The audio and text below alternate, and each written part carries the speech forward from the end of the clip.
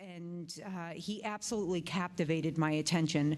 The concept of accelerating the speed to adoption, I believe, has tremendous merit. We navigate in an environment that is digital, ever-changing, and extremely fast-paced. In this session, Kurt will delve into the imperatives for agencies to create rapid movement, to become and remain agile in order to increase their speed of adoption and, as a result, to be innovative. Kurt Barker is the Cybersecurity Standards and Technology Advisor for the Information Technology Laboratory at NIST. Mr. Barker has worked in the information security field since 1966 and was previously the Associate Director for the Information Technology Laboratory for Cybersecurity. Kurt has managed the development of several NIST guidelines required by FISMA and continues to participate in the development of NIST's cryptographic publications. Without further ado, please join me in welcoming Kurt Barker. Thank you. Thank you. And good afternoon. What I'm hoping to do this afternoon is to kind of briefly explore the goal to accelerate the speed of cybersecurity adoption, to kind of look at some of the impediments to achieving that goal, and then some approaches that we might be taking to overcoming the impediments. Almost exactly a year ago, an appropriation was passed that gave us some money to establish a National Cybersecurity Center of Excellence. We hadn't really expected that, and one of the first things that we needed to sort out was, what would a center do? I mean, we're not going to compete with the national laboratories or the universities as a research center. So what could we bring to the party that would justify the appropriation? Because after all, that's our job. We decided to focus on working with the private sector and government agencies in establishing approaches to accelerate the speed of adoption of cybersecurity mechanisms. And as we proceed in the discussion, we'll kind of go into some of the reasons for that.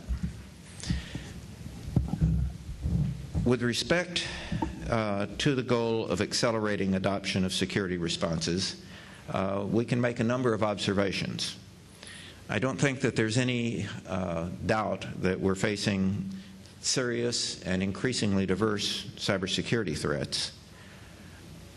But sometimes as government employees and contractors, we have a tendency to focus on the government requirements altogether. One of the first jobs I was given in 2001 when I showed up at NIST was to participate in an activity called GovNet.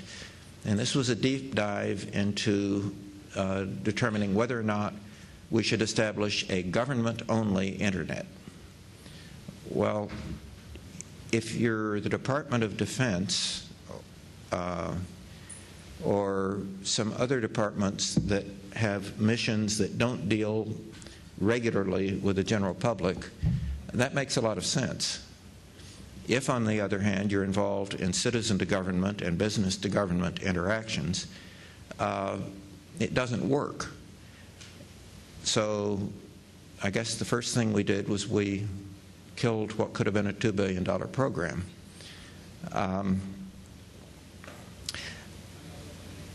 Since that time, the integration of government, Main Street, and the general public has increased. It's really hard, except in certain specific closed networks, like a JWIX or a CIPRNet or whatever, to protect the government systems completely from intrusion from the internet.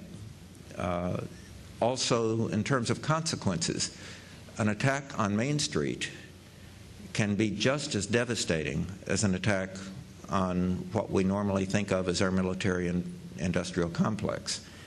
Our economy is now recognized as a little bit of an Achilles heel in terms of our general well-being. So addressing these threats really is imperative. There are some mandates in place. FSMA has been mentioned a number of times, to address the threat, at least in the federal space. And of course, on the national security side, there are other mandates. But the actual improvements aren't really all that we might have wished for in December 2002. It's taken time. We forget that this was an act of Congress that asked a federal agency to come up with standards and guidelines for improving cybersecurity, and then told everyone else who wasn't part of the national security community that they had to implement them, with some small agency exceptions. But it wasn't really funded in terms of implementing, and something that was mentioned a little bit earlier, someone taking over a job as CIO discovers that security is an important part of the job, but there's another dozen parts of the job that aren't directly security related. So funding is a key issue. There are controls that can assist in addressing the cybersecurity threat. But because of these dynamics, primarily in terms of resources, our systems remain vulnerable. And I'll say resources and entrenched attitudes, because it's very hard to change our cultures in many cases. There have been several attempts lately to mandate improve cybersecurity for at least the critical infrastructure aspects on Main Street. But given the mixed cybersecurity record of government in responding to the mandates that we have, we're kind of motivated to investigate what else we might do to counter the intensifying and expanding threat.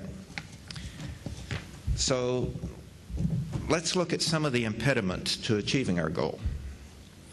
There are institutional impediments. One set is the limited budgets that all CIOs are facing, and the fact that cybersecurity is really only one aspect of that. Now, they could solve the security problem instantly. They could shut down. When I worked at NSA, we said what was something of a joke to us, but not really a joke to our customers, in that we could secure the communications of the military very well. We just shut down electronic communications. In reality, that's the only way that we achieve complete security.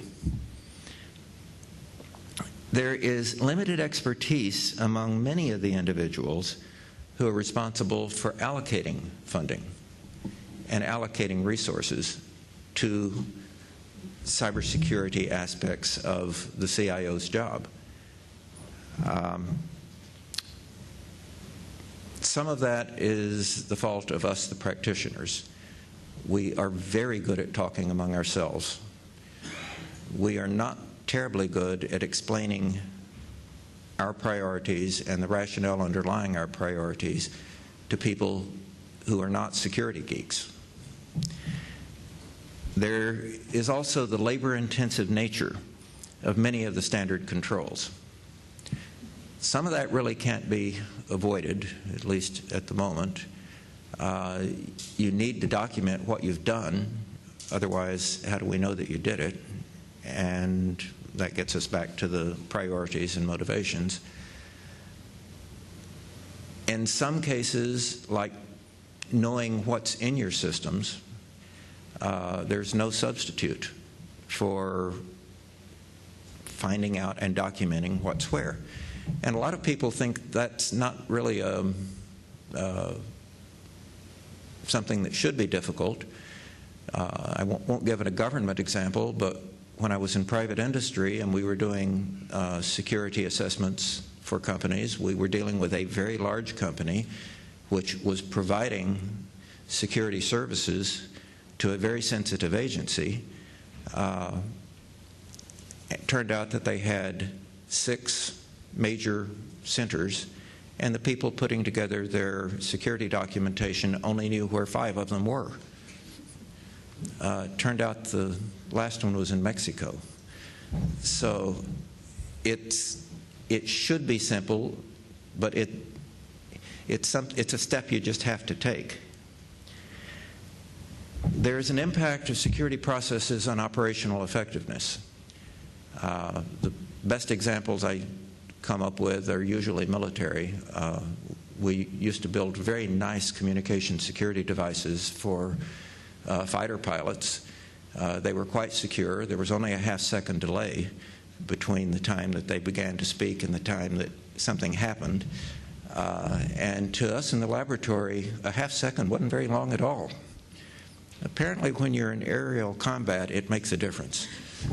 So, and the other example that I tend to come up with is deeply personal. I have 50, on any given day, about 50 different passwords.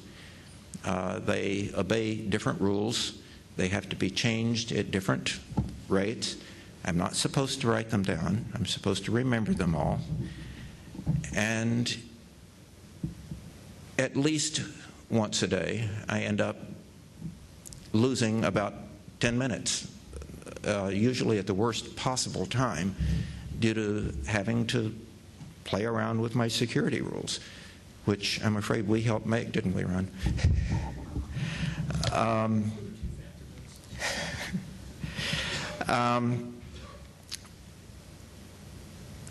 We do have still a heavy emphasis on documentation in our conformance determination. And the other factor is that because we have to have processes in place that give us some confidence that security is taking place, we find that there's much more rapid evolution in the threat than in our security responses. Okay, so what are some of the things that we can do to overcome this? Well, we can integrate security requirements into the integrated lifecycle support. This is something we don't do a terribly good job of as a general rule. We tend to think of lifecycle support in terms of provisioning or maintenance or training. We don't treat it as an integrated whole. And if we adapt our requirements to treat it as an integrated whole, we're going to be much more effective. We need to shape our cybersecurity education to the organizational missions and business objectives and environments. When we try to talk, whether it's talking to someone about implementing security controls or talking to a vendor about changes to improve the characteristics, we tell them all of the wonderful security reasons why they should do what it is that we want them to do. We don't couch it in the terms that are important to them on a day-to-day basis.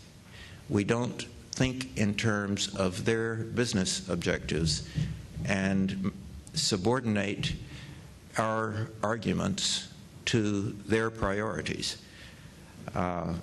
This has a significant impact on availability of resources. We need to improve the usability of controls. And that includes scalability issues. We have public key infrastructure. That just rolls off the tongue. What we have is a set of standards collectively with the private sector, and we have a lot of public key infrastructures, not integrated, And when we try to use cryptography to simplify the job of the people trying to implement security controls, we run into the fact that the key management associated with that is intractable at this point. It's an area that needs improvement, and I don't think we can do it from the government alone. We need to improve the automation in our controls. Continuous monitoring is one aspect. Security content application protocols is another. But we start with being able to discover and monitor the configurations of our systems. And then we're going to have to move, as the threats evolve, into an ability to rapidly detect a threat and respond either in a prophylactic sense, we block it, or in a rapid recovery sense. And one of the things that just keeps us awake at night is thinking about systems like the electrical grid. And we've seen with Stuxnet a wonderful example of being able to damage systems via cyber attacks. If we look at our electrical grid, we have 3 that affect the United States. The ability to bring one of those down is really within the state of the art in a number of different ways. We just don't yet feel the urgency in terms of implementing the corrective measures, mostly because it hasn't happened to us yet. We'd rather not face a cyber Pearl Harbor.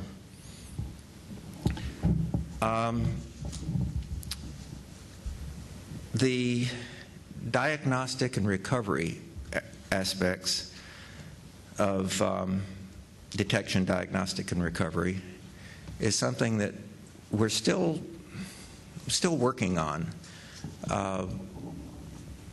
Department of Homeland Security and Department of Defense are doing a wonderful job of coming up with technologies for rapid recovery, but we're just not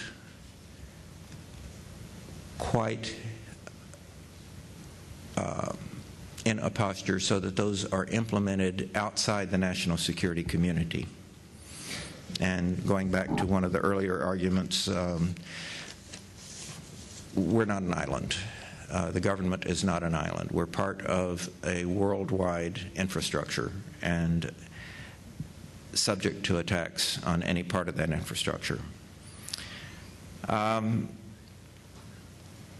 going to close out this component of it by reiterating that we need to match our cybersecurity products and guidelines to the organizational missions and business needs of our customers.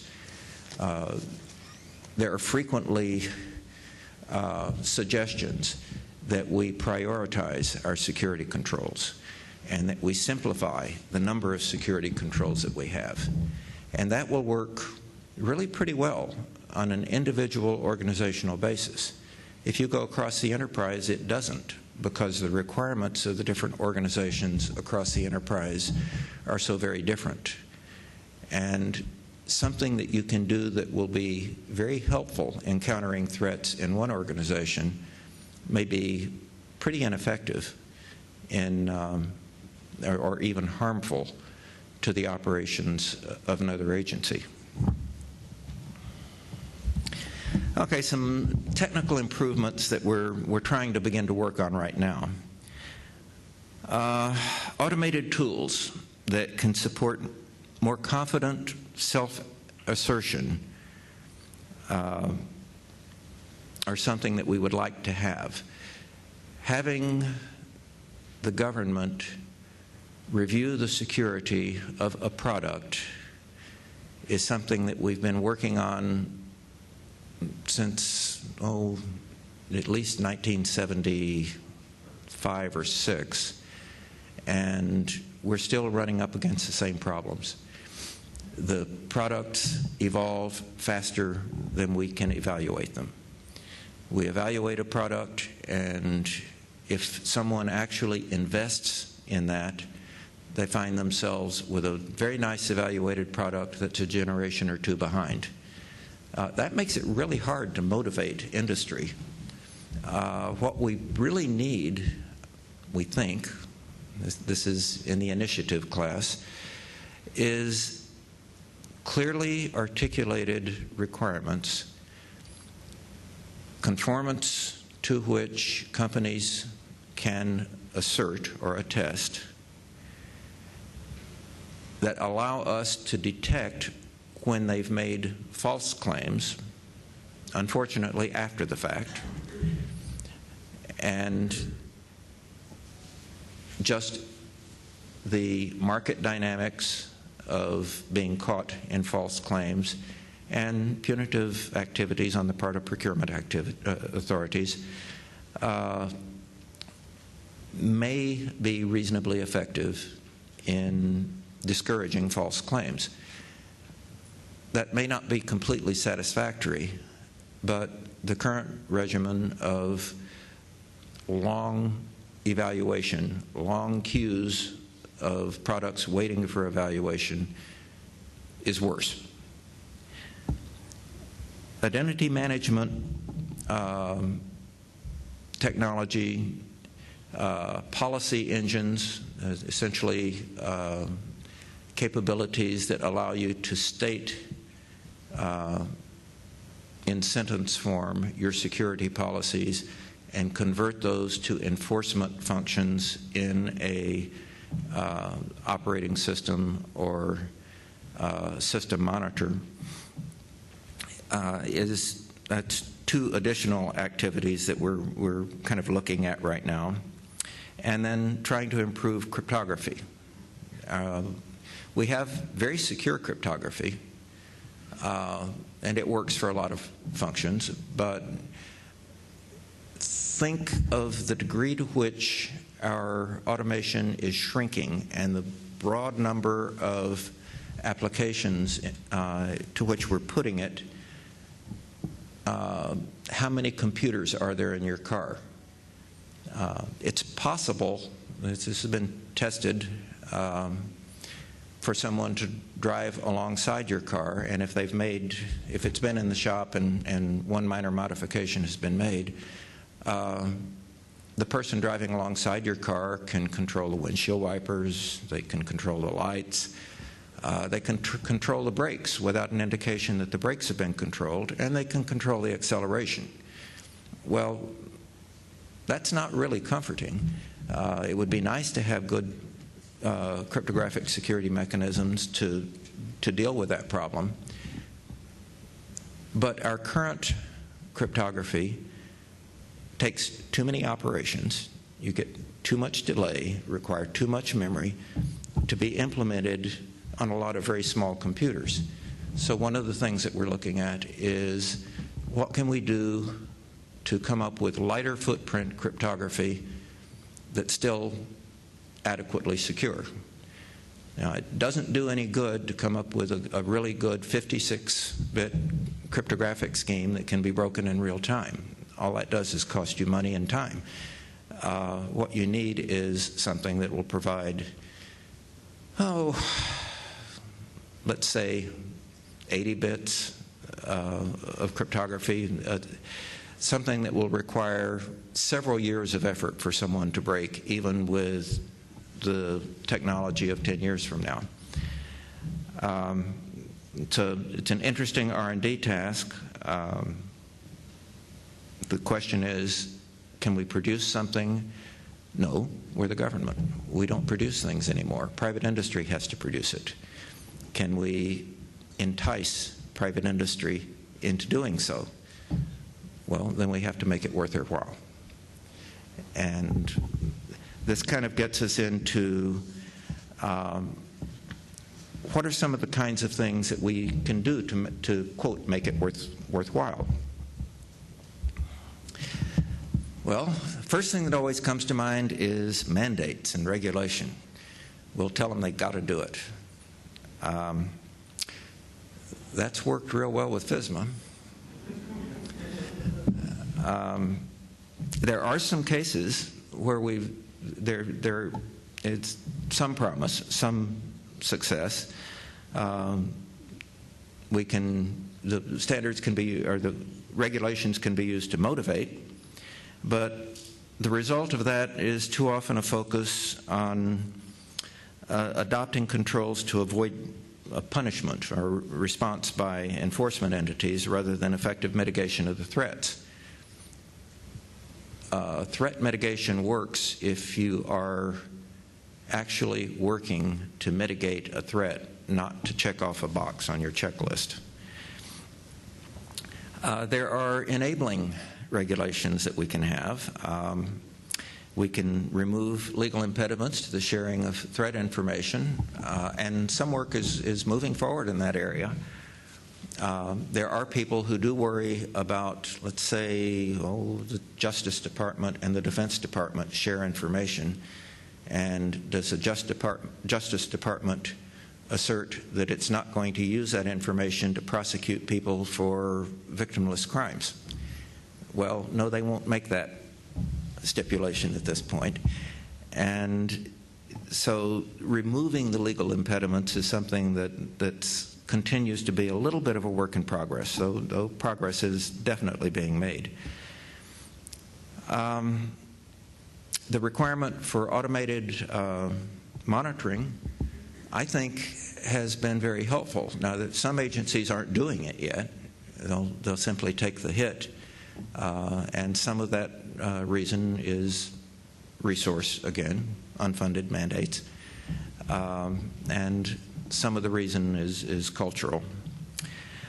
Another enabling activity that we see is that in some cases, safe harbor from data breaches is being offered. In the healthcare case, there is safe harbor from data breaches if government-approved cryptography has been employed to protect the information that is spilled. I think we've yet to see the results of that, and we're gathering information on how effective that is. Then finally, there's the sponsorship aspect. At Commerce, we recently published a green paper on what could be done by the government to foster accelerated adoption of security technologies. And one answer that we got from the private sector almost every time basically was subsidize it. Well, the government really can't afford to subsidize it, but we might look at some other alternatives rather than direct subsidies. Not just safe harbor issues, but who knows, there may be tax incentives or other possibilities. However, that's not something that can be implemented by any single agency. That requires cross-agency cooperation, collaboration, and, oh, by the way, Congress. So the implementation, again, is a work in progress. Okay, our most recent initiative in this area is establishment of this National Cybersecurity Center of Excellence with a specific mission to engage public and private sectors in fostering rapid adoption and broad deployment of integrated cybersecurity tools and techniques that will enhance consumer confidence in U.S. information systems. All of the resource issues are still out there. And when we first started, I wasn't really sure how effective we were going to be in attracting industry. At the moment, our problem really is not attracting industry. It's moving the paperwork through our legal department fast enough to be responsive to the private industry expressions of interest and desires to participate. The approach that we're taking is composing security platforms that address specific business problems from components that different companies may have, providing a space and backbone systems that will allow the companies to work together on a security platform, to have socialized with the customer community the business problems that need to be resolved, and this helps us then select which security platforms we're going to actually spend resources on. And once the security platforms have been composed, to demonstrate the platforms to the customer communities, basically offering, in essence, an opportunity for those who participated to market. So then the question comes up, well, what about the people that didn't participate, that want to play in this space? Well, that requires then that we document what we've done in a manner that permits anyone to read the published documentation and assert, so our requirements have to be pretty specific, and assert that they conform to those requirements.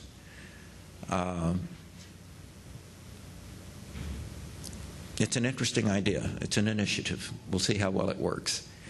As I say, right now, we are working on an initial use case, health IT, and the biggest problem that we're facing at the moment is how to permit everyone who wants to play without overwhelming our existing staff. Finally,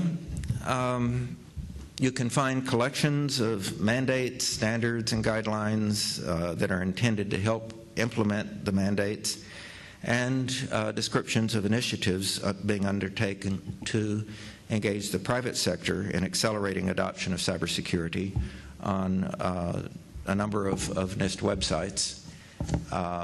One thing that I have not mentioned is that, yes, we do work with the classified community in exchanging information and determining what kinds of things we might do, but everything that we produce is public. And this also affects our operation of the Cybersecurity Center of Excellence, in that anyone who wants to play can play. They can provide proprietary information to help evaluate whether or not the platforms are going to need to be glued together. And for internal functions within components, there's no reason for them not to retain and protect their intellectual property. But for the APIs and other interfaces, all of that information will be public. I've left a couple of minutes for questions, comments, discussion, or throwing rocks. Are there questions, and are there objections to some of the assertions that have been made?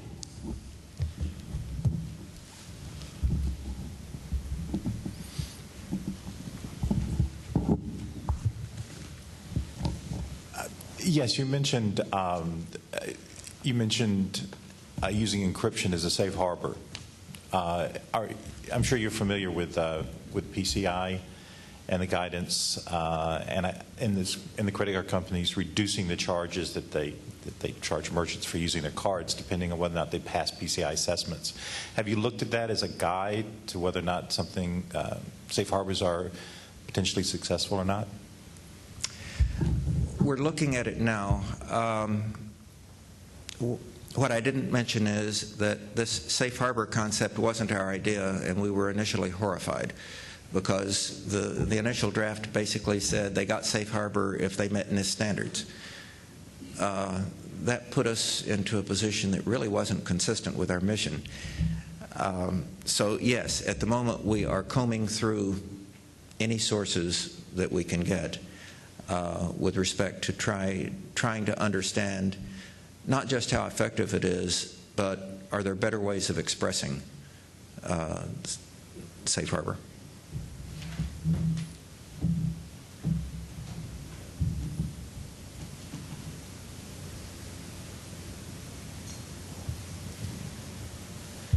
Hi, Dan Carianis with RSA. We listened to a panel discussion earlier today talking about education within a component, within an agency, and challenges with that.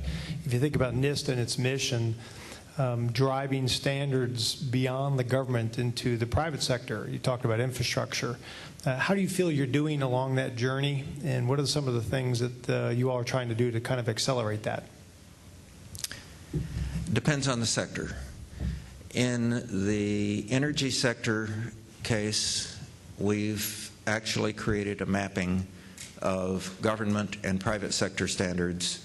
We've extracted what each of them provides, and we've been working with various smart grid organizations with respect to how one might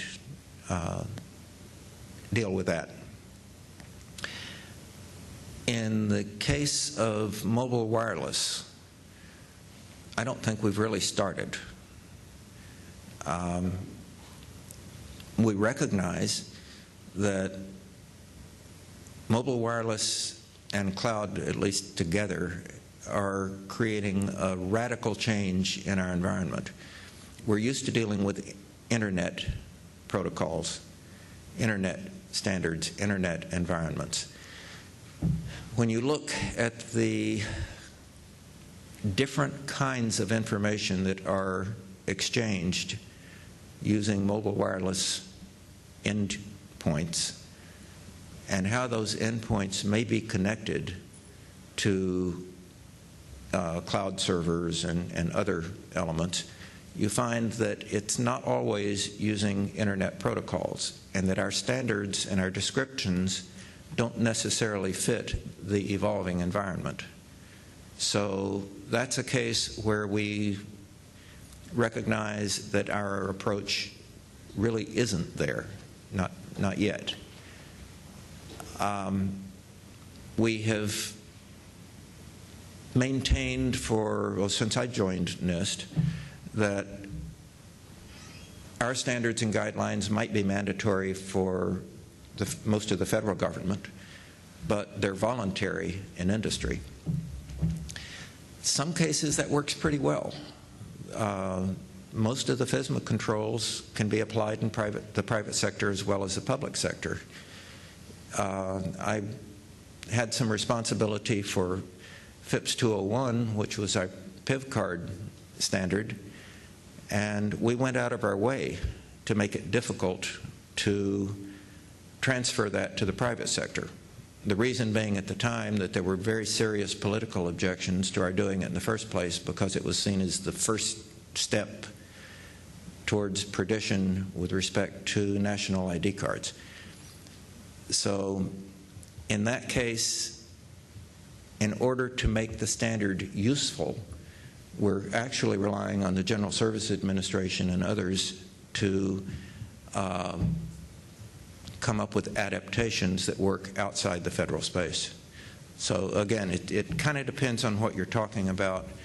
But one of the things that we're hoping to do with the center is to actually begin to understand the requirements as perceived by what we should be doing as our customer community and articulating our responses in terms of their perception of requirements. And the first case that we're dealing with there is in the manufacturing field.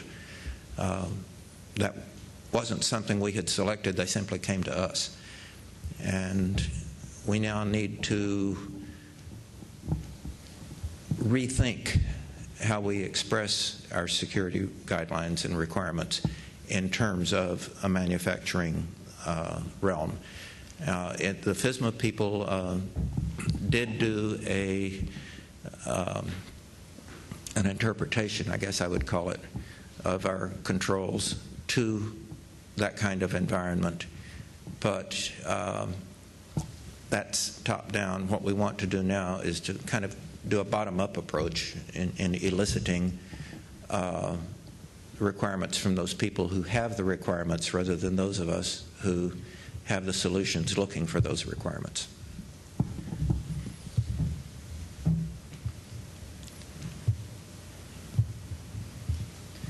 Well, thank you Thank very you. much.